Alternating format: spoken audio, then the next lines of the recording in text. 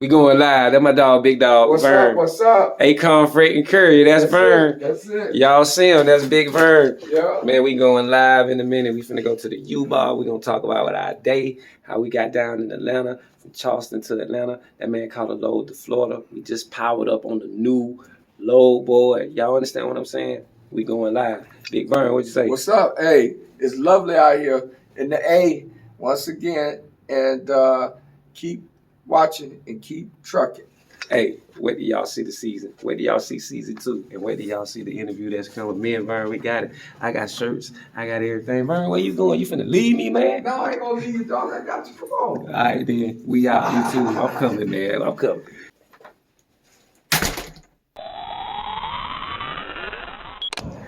We going live, man. Look at me, this man. What's right up, here. man? We in the A. We in the A, man. Ain't nobody playing, I'm man. from Florida. He from South Carolina. Man, we going hard, man. It's the evening, man. You know what I'm saying? We gonna be in Vegas next time. That's where we going. But this thing real in the field, bro. Man, that's where we going. Let's show them what this thing really Hey, y'all see that thing? Y'all see it? Big Red. Big Red. They know Big Red been around. Yeah, y'all see, that's a reefer right there. You know what I'm saying? That's where that man getting that double thing going on. Y'all see it, talk to him, man. Hey, you know, you get the dry and you get the wet. Yeah.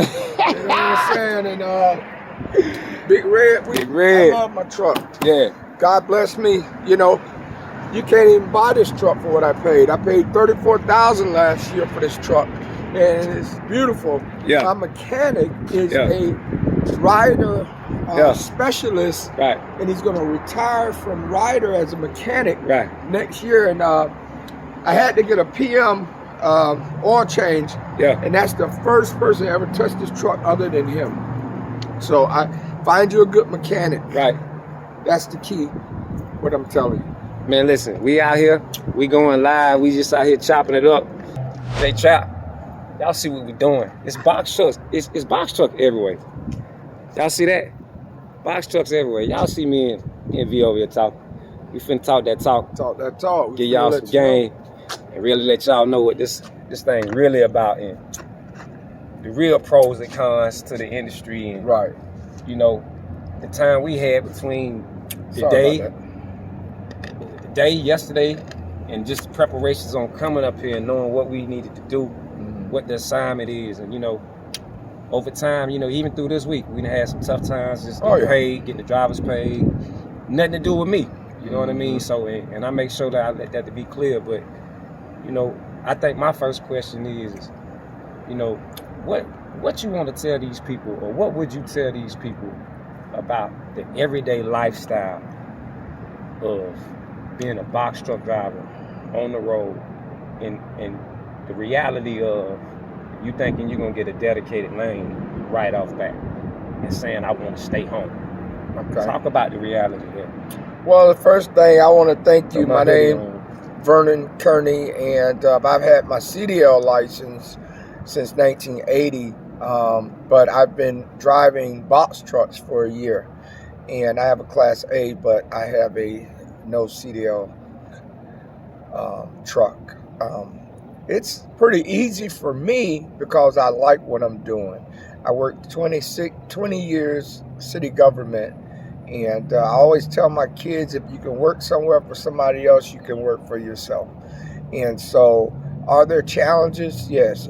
Does it pay good money? Sometimes, most of the time. Are there situations, circumstances? Yes. Is there a cost? Yes. Your heart, your mind, your spirit, your dedication, your patience. Those are the costs. Now, you know, there's money costs. You know, one of those Bridgestones on this truck costs $900. You know, you tear up the top of your truck. That's going to cost you about $3,000, $4,000, $5,000 to repair. So there is cost. And the engine has to be repaired at some time. It's not a matter. It's not a matter. You're right. It's not a matter. If it's going to happen, it's when it's going to happen. Right. It's going to happen. And so you got to save your money. You have to have a fund to be able to do what you need to do. Keep good credit, put money away, and be ready that this lifestyle, motel rooms, food, All that. All the people that's thinking they can stay the night in this box truck, listen, you wrong. I mean, I ain't telling you may not have to do some things in the case of emergency, but don't let that be your everyday practice. Don't tell somebody to go do that, because when your time come and they violate you for that, that's going to be a real serious ticket. And they'll shut you down. Now you shut down, and you might have to go walk from where they at that weigh station to go get some food for the next 10 hours, or they're going to tell you might have to get an Uber over there. He's telling my story, but it wasn't that. It was that I did not understand my ELD early on. Me and my brother-in-law, shout out to Phil, and we didn't. I was new. I didn't know that I had to do a 10-hour reset, and we had to sit 10 hours at a truck stop. Not a truck stop, but a weigh station. Yeah. And that was one of the things I had to learn when I first started driving. But we're here to speak the truth. We're here to speak positive and we're going to tell you the stuff that they're not going to tell you. Right. We're not going to show no numbers. We're not going to show no rate cards. But what we are going to tell you is that this is real out here. Okay? And there's nothing wrong with you want to be a box truck driver. There is responsibility. It is. And to the people who jump in this industry and they see somebody have a good month. I had a good month. I dropped 30K. I mean, we dropping more than that now. But it's not about that. It's me telling my drivers, listen, after you finish working under ACOM, you always got a place at my house, at my company. You always got a place to always use us for a resource to get loads. But I'm developing these individuals to do the same thing and the same practice as I had. And not just that, I'm teaching them things about their MC and their authority, that you got to understand the power of your MC. If I got $1 million MC, then I mean, I'm doing business. I think I'm square business. I think I'm up and running.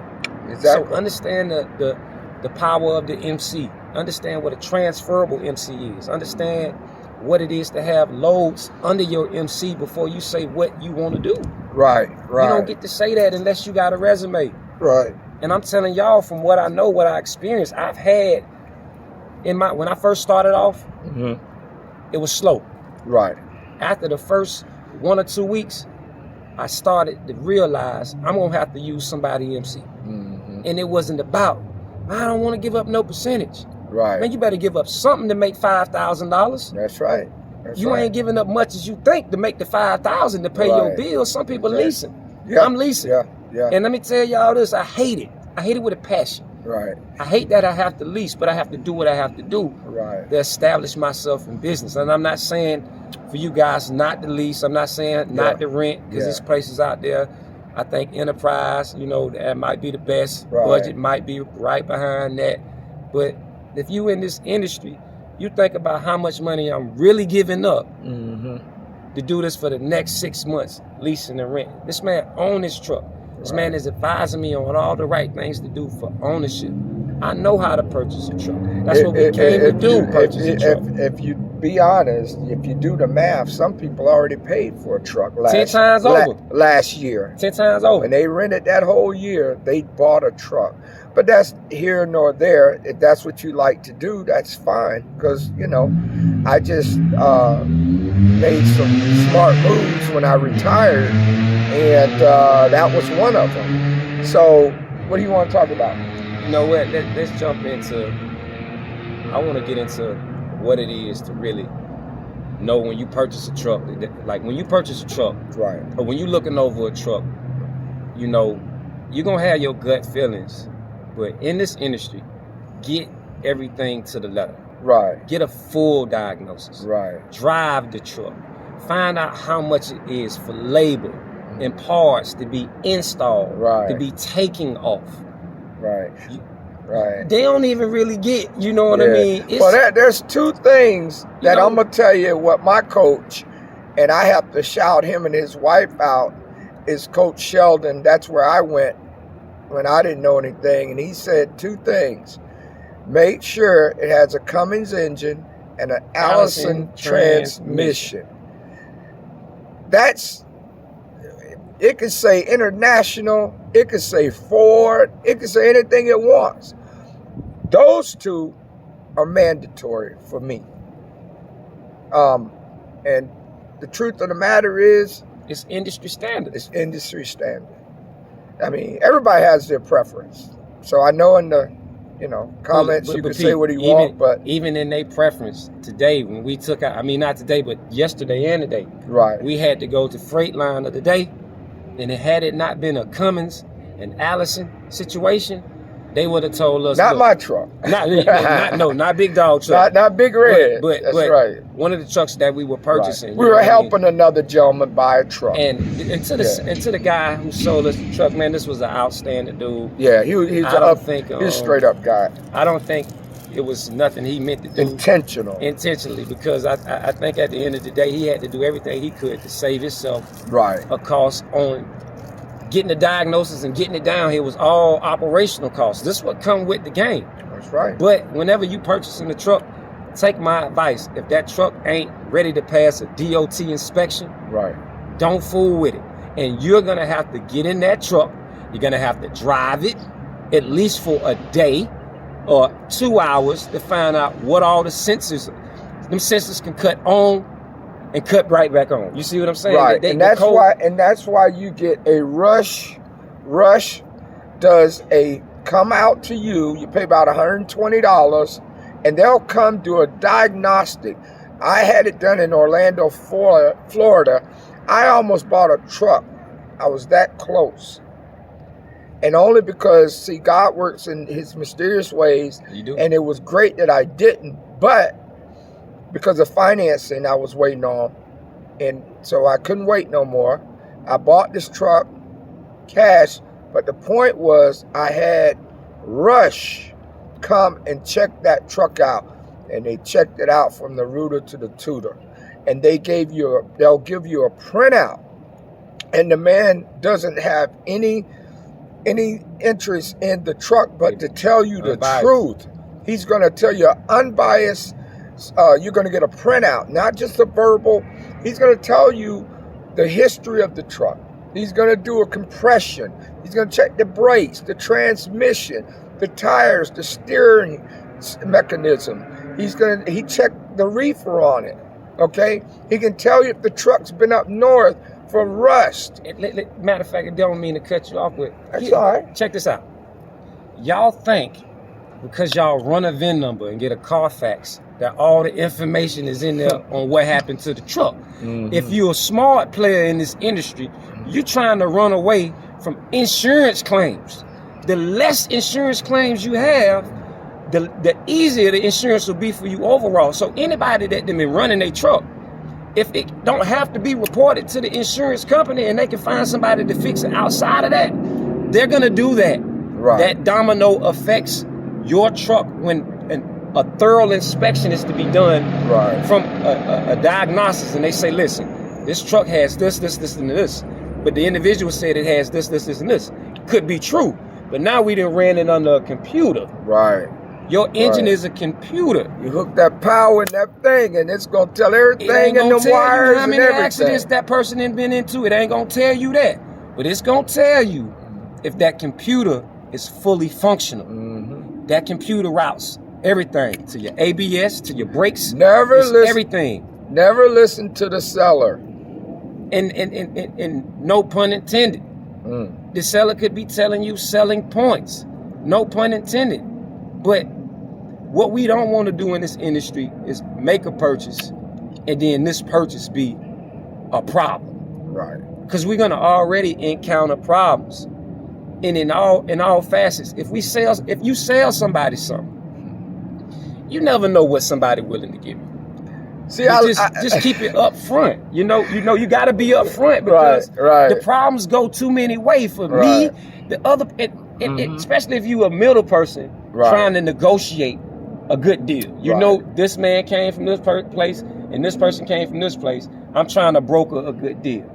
Now, at any point, my integrity is on the line. Right. You see what I'm saying? Yeah. So if both parties ain't happy, it's not a good deal. It's not a win-win situation. But now here we go. A seasoned and experienced person in this industry know this water is shark infested. Mm-hmm. You got the Loch Ness in there. You got the swamp thing in there. And no goldfish. You got a big old whale. If you think you a goldfish, get ready to drift off somewhere in the sea. This way sharks play. Right. I spoke to my lawyer. He say, Jervin, you got to be a shrewd businessman. It ain't all about say no, just like that. No, that ain't gonna work. And that's no hit. And if somebody say, this is my number, this is my number. But when you purchasing something, the number has to have validity behind it. And if it doesn't, it's always negotiations. You have that leverage at that point. Right. Let me tell you a story.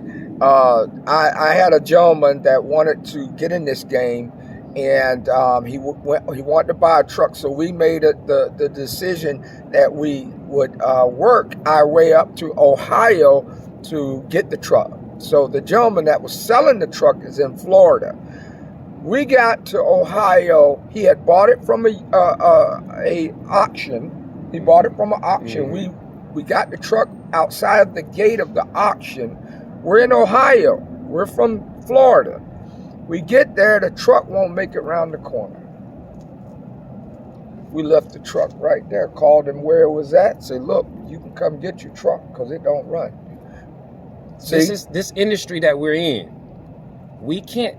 it's not right to be able to put a problem on somebody else. If you're going to give somebody something, give them a good deal. Right. Not to you as a seller, but in mutual implications for both of us. Because you can do it like real estate. You can take off the price and say, look, this is what's wrong with it.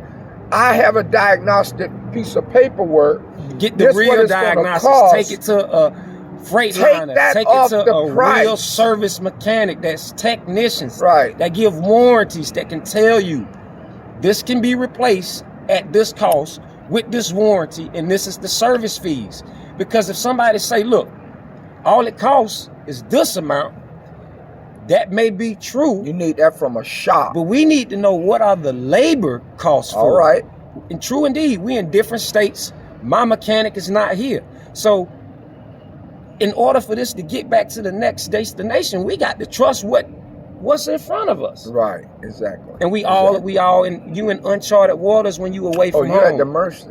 Your truck is going to be on the road. You may find a mechanic who want to charge you an arm and a leg. You know what I mean? Yeah, I was at a truck stop, and I've heard the horror stories. Guys, they see my Florida tag, and if I'm in Maryland, they finna do the do. It ain't sweet. Y'all keep thinking it's sweet, man. It's a cold game. It's not sweet. That's why you do your inspections. You find you one mechanic for your truck. Find you one mechanic that you trust. And like when my truck come home, it goes straight to my mechanic. What do I need? I need brakes. Do I need the oil change? That's the first time someone touched this truck. I had to get a PM oil changed at a authorized freight liner place, because this is your home sometimes. You're in here more than you're at your home. You're in this more days than you're at home, because the story is when the wheels aren't turning, I'm not making no money. And listen, you know what? They ain't even felt it yet to make the money. Now everything simulated is ramping up. Right. They see business coming in, and then that truck stop. Man, you'll start throwing up. Yeah. You'll be sick. Yeah. I'm speaking from experience. Exactly. My truck done been shut down since the 23rd. Right. And I'm leasing my truck with a company that they ain't doing the best for me. We going back and forth. It's all out war. And that's what I told my boy. I got you back. If we got to double up, we're going to do it. You guys got to understand that times are getting different. They're getting rough. They're getting hard in this trucking box truck business. So maybe one guy lets his truck go. Y'all get in the truck together. Call an audible. You got to call an audible. You go, oh, I got to. No. You have to adjust. That's what this business is about. The shipper might put one address and it's over across town. Well, you can't sit in your truck and cry. Get over there. But document everything. Have integrity. That's what integrity is more than just self-respect. It's following things to the letter, documenting things, you know what I mean? Do things like a Fortune 500 company would run it. We got to deal with, listen, I got to have a lawyer, not just a lawyer, I need a mechanic. Not just a mechanic, I need trustworthy dispatchers. Not just, I need trustworthy drivers. You know, not only that, I need to be able to have a peace of mind when I'm on the road. To know these things are taken care of. Knowing the dollar amount I want. All that got to be sorted out. Going live. Y'all see who that is? Y'all see who that is? I ain't playing, man. I'm here, I'm touching in with my dogs, man. You see that? What? We here.